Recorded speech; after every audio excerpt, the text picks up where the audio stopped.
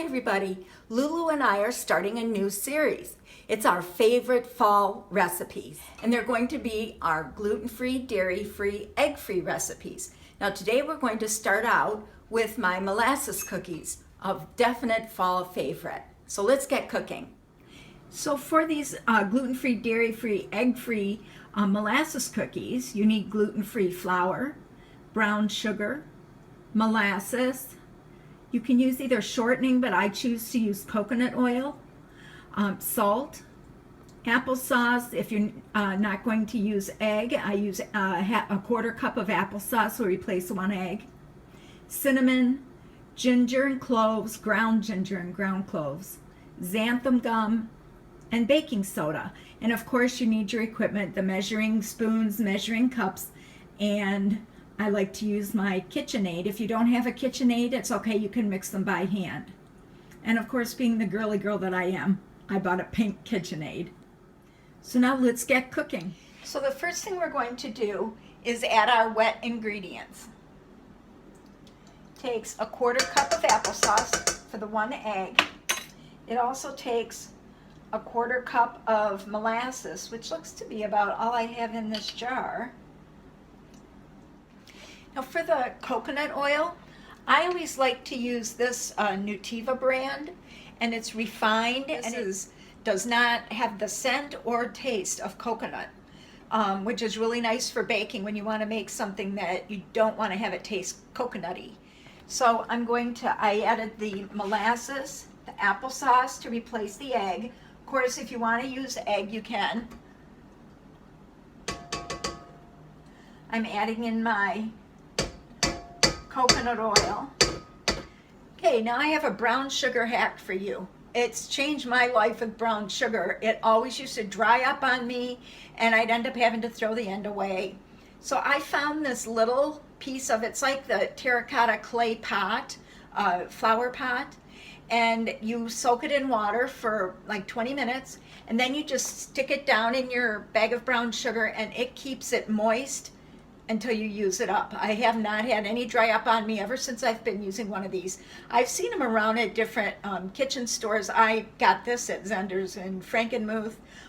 They're under $5. They're really inexpensive and it really works well. So now we need a cup of packed brown sugar.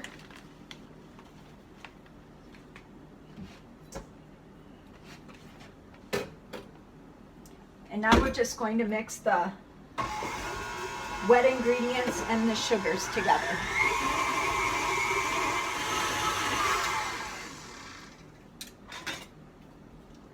I don't know if you have a KitchenAid, if you have this problem, but the beater doesn't reach down to the bottom of the bowl.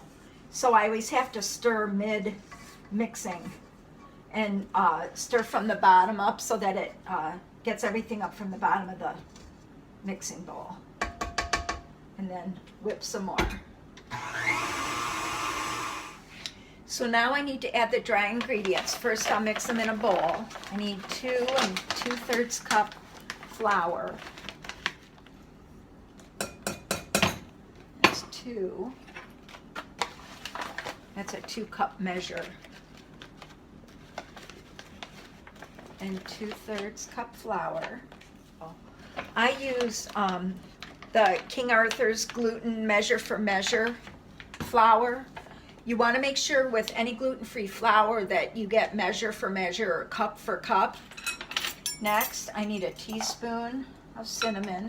And I usually like to go a little bit heavy on cinnamon because it's my favorite.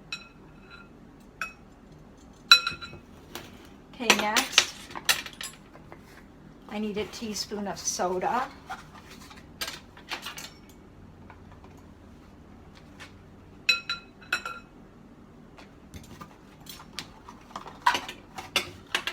Now I need a 1/2 teaspoon of xanthan gum.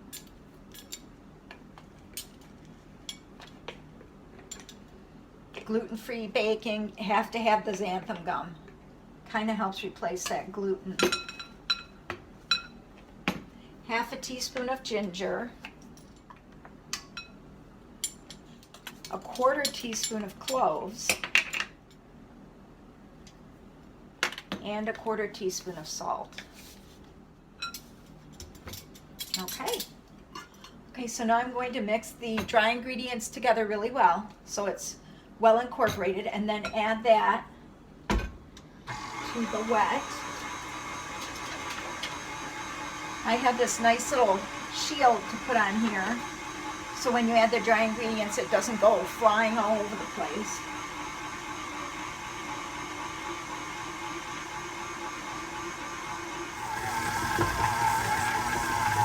It's kind of a thicker dough, which is how it's supposed to be. Okay, you just want to mix it enough to get it well incorporated. You don't want to over mix it so it gets tough. Well, being that it's fall time, I've got my fall hand towel out here. If you want to know how to make these easy towels, they take less than 15 minutes to make, watch our DIY hand towel video. And then also, I always keep one of these on the stove for hands, but then I have a regular towel on here for dishes. And they always fall off on the floor, so I just took one of those little rubber pads you use to unscrew a tight-fitting top on a can or on a jar, and I just taped it on here, and it's just sticky enough that it keeps the towel on here from slipping off onto the floor. Okay, now to scoop these out, I'm going to use a medium-sized scoop. It's probably about 1 inch in diameter, maybe 1.5 inches. And just scoop these out.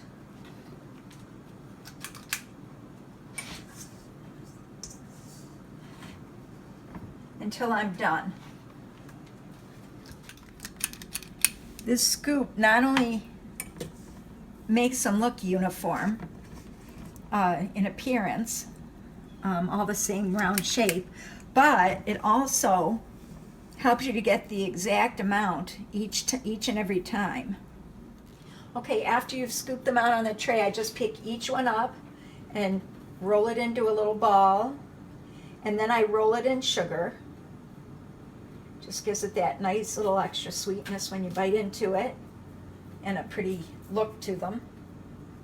And you want to make sure that your oven is preheated at 350 degrees while you're rolling these. Okay, now I just put them in the oven for 9 to 12 minutes. They're all done, and here they are.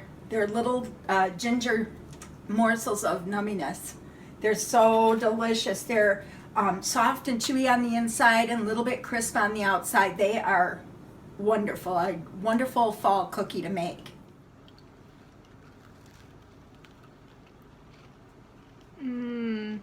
Delicious. LULU approved. They're really good. Happy fall, everyone.